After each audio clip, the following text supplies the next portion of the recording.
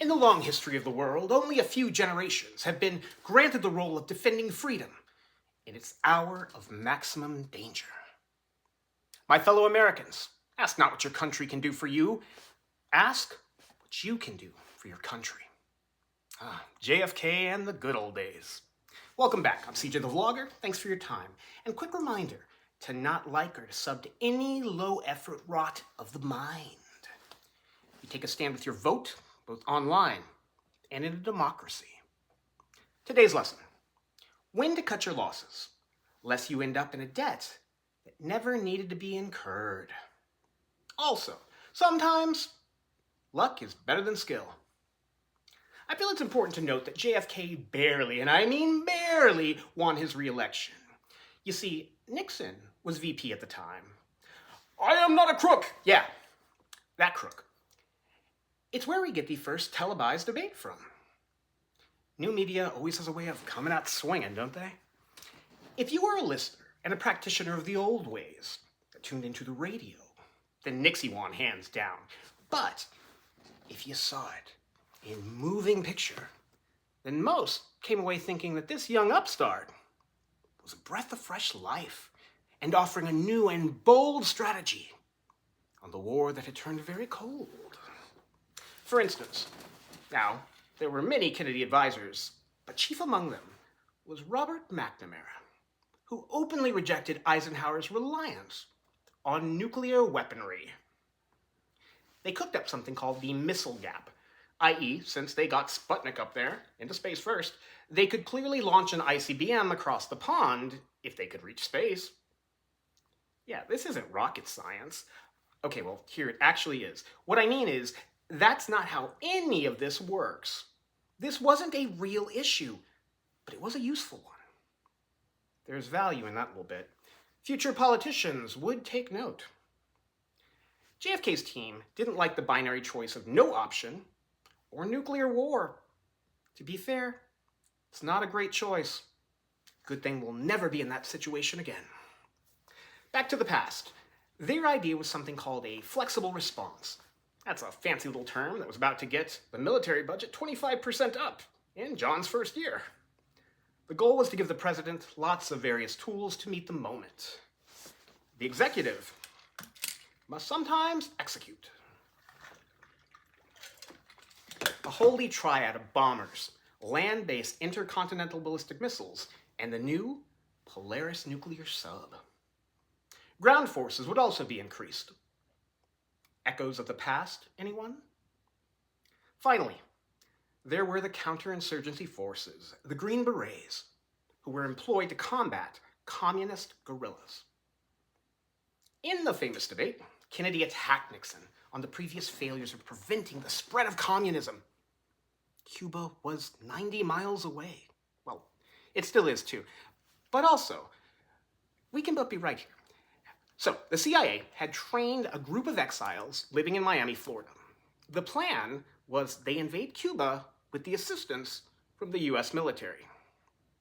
The plan was originally brought to Ike, who hands out rejected it. He pointed out that there's no formal agreement for the governments to be set up afterward.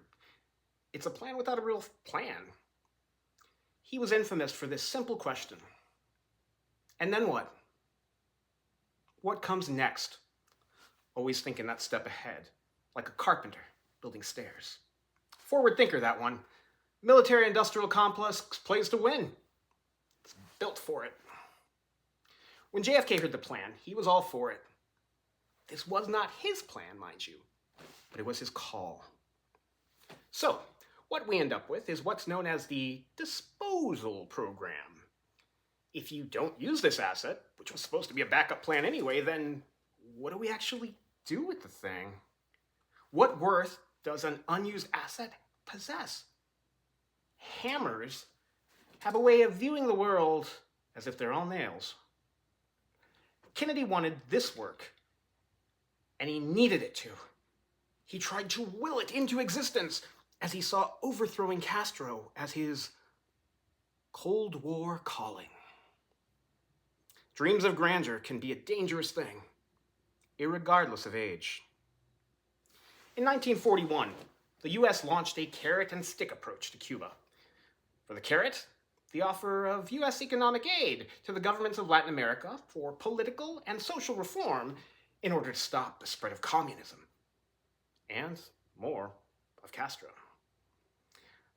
The stick was the CIA's plan to overthrow Fidel. The CIA loves their sticks. Not a lot of vegetarians in that line of work. JFK's issue was that he wanted it to seem natural and hide domestic involvement as best as possible, something not easy to do, even back then. Here's where he truly floundered, though. He had ordered the first airstrike on the field, but the second one, he held back until way beyond the clock and the point of it being useful.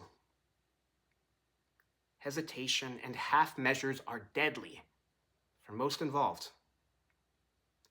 He then canceled the second airstrike. In the words of Theodore Draper, one of those rare events in history, a perfect failure. Castro's forces killed and captured the 1,400 men. No air cover came. The supply ships were blown to smithereens.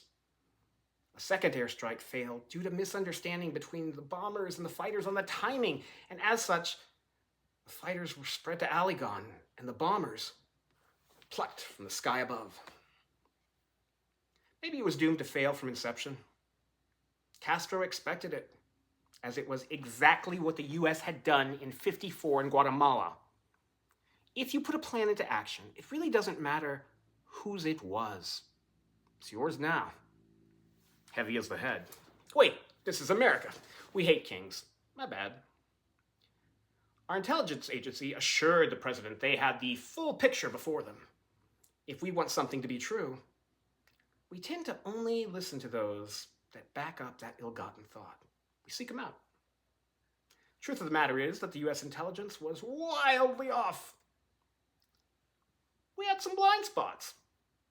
A lesson that we forget on the daily.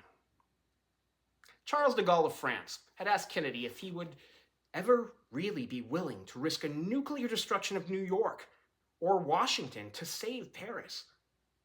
Kennedy said, yes. It's kind of what allies do, you know? De Gaulle said, I believe you. That doesn't mean I will believe your successors. You know, here's something a bit chilling. We would later learn that the Russians had over 40,000 troops on the island, with a commander that not only had multiple nukes, but full authority to launch missiles into the mainland. The life lesson for us here is simple. Sometimes it's better to be lucky than good. Luck, though, like in all things, runs out. So make sure you're not ever doubling down on a bad bet. It's okay to cut losses. It's okay to not dither until failure is almost assured. We're better than that. I hope. Well, that about wraps up this one. Thanks again for watching. Get good rest. Remember to hydrate. Consume something green if you can. Make good choices. And don't die. Cut your losses before they cut you back.